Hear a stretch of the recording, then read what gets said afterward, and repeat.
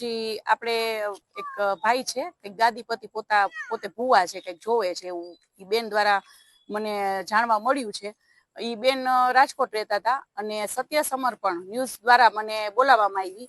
બરાબર, એ બેન ત્યાં ગયા હતા. એ બેન કંઈક એના ન્યાય માટે અને એક એના પરિવારનું એ બધું કરવા અને આ ભાઈનું પણ બધું કહેવા ગયા હતા અને એ ન્યૂઝ મારફતે મને બોલાવવામાં આવી. પછી હું ત્યાં ગઈ, પછી બેનની મેં રજૂઆત સાંભળી.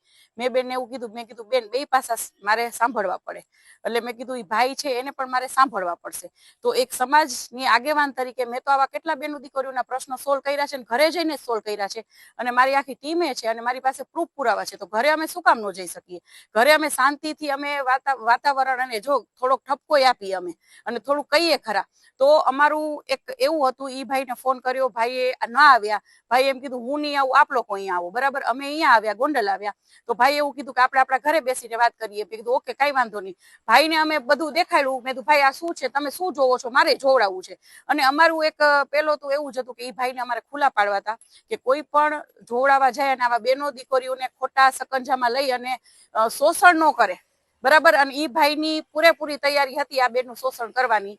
એટલે અમે એને ખુલ્લા પાડવાના હતા. એટલે મેં એનું સાંભળ્યું. પછી ભાઈ માફી માંગવા માંડ્યા, એના દીકરી માફી બધા અમારી પાસે કેટલી બધી માફી માંગી અને કે બેન જાતું કરી દો, એના દીકરીને કંઈક સિઝરિયન છે. એ રોવા માંડ્યા બહુ અને ભાઈએ કેટલી વખત માફી માંગી કે 100 વખત મારી હવે કોઈ દિવસ કઈ ભૂલ થશે નહીં.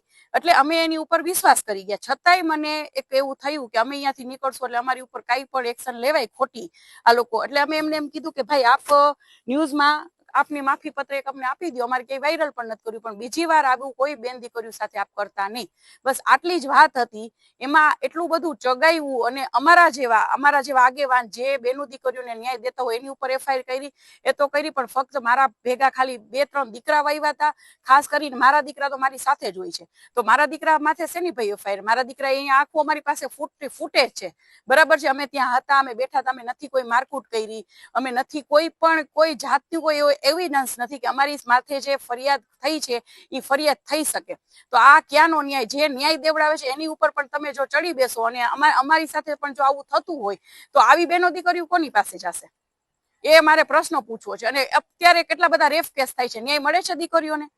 બરાબર, મને એવું કહેવામાં આવ્યું કે તમે તો મેં કીધું ભાઈ હવે અમારે ગુના કરવા છે તો બીજું તો શું કરીએ? અમે ઘરે ગયા, એ અમારી ભૂલ તો કેવી રીતના ભૂલ? અમે કઈ અહીંયા જઈને બીજી તમે આજુબાજુ વાળાને પૂછી લ્યો, પ્રેમથી નીકળ્યા છીએ, પ્રેમથી ગયા છીએ, તો અમારો કયો ગુનો? હું એક સામાજિક આગેવાન તરીકે હું કોઈના ઘરે ન જઈ શકું? શાંતિથી વાત ચર્ચા ન કરી? અમે કેટલા બધા સમાધાન કરાવેલા છે.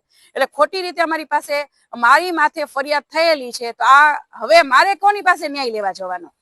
જી, પૈસાની માંગણી 100% સેજે કરી નથી. બરાબર છે, તો એ લોકો પાસે એવિડન્સ તો હશે ને, કેમ કે એ લોકોનો ફોન ચાલુ હતો અને મેં કીધું હતું કે તમારા ફોન ચાલુ રાખો, અમારા ફોને ચાલુ રાખી. તો એ લોકોને કયો પ્રૂફ પુરાવા આવે? એક શબ્દ પણ એક રૂપિયાનો નીકળો હોય, કોઈ પણ એક શબ્દ એવો નીકળો હોય, કોઈ પણ એની પાસે એવા એવિડન્સ હોય તો એ લોકોને કયો મીડિયા સામે આવે અને મીડિયા સામે બધી રજૂઆત કરે અને પ્રૂફ પુરાવા આપે કે અમે કોઈ પણ એક રૂપિયાની પણ માંગણી કરી. પણ આની પાછળ બીજા કોઈ તત્વો કામ કરી રહ્યા છે.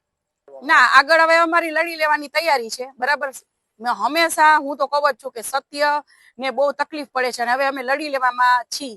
જે પણ સત્ય હશે યાદ નહીં તો કાલ બારે આવશે. અમે નિર્દોષ છીએ, બેન નિર્દોષ છે.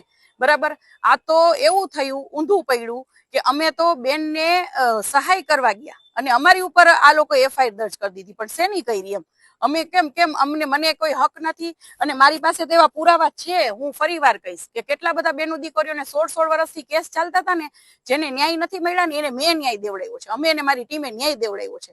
તો હું શું કામ ન જઈ શકું કોઈના ઘરે? અને મેં કોઈ એવી માંગણી અમે નથી કરી. અમારી ઉપર આવા ખોટા આક્ષેપો મૂકવામાં આવે છે. જી.